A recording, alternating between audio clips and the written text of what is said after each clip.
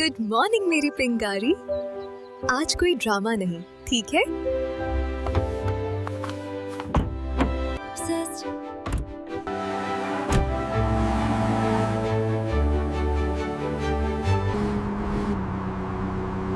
अरे नहीं, अभी घर से निकली थी और तुम रुक गई। आप मैकेनिक हैं या सिर्फ सुपर हीरो बनने आए हैं? मैकेनिक बनने की प्रैक्टिस चल रही है। रे जी बिल्कुल, कोशिश करता हूँ। या ये इंजन है या पजल? मुझे लगता है थोड़ा इमोशनल मसला है। इंजन के साथ एक्सपेरिमेंट नहीं होता।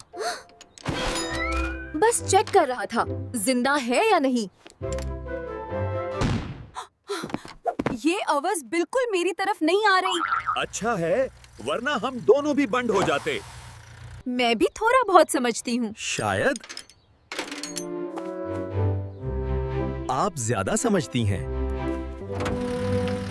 ये गाड़ी है या बीट बॉक्स? लगता है गाड़ी भी अपना दर्द सुना रही है। मैं समझ रही हूँ, इसे अटेंशन चाहिए। ये गाड़ी थोड़ी ज्यादा सेंसिटिव लग रही है।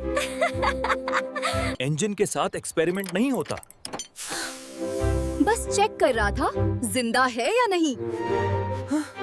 शायद साफर ही असल कहानी होता है। और सही साथी साफार को खूबसूरत बना देता है। Like and subscribe to my channel so you never miss my adventures.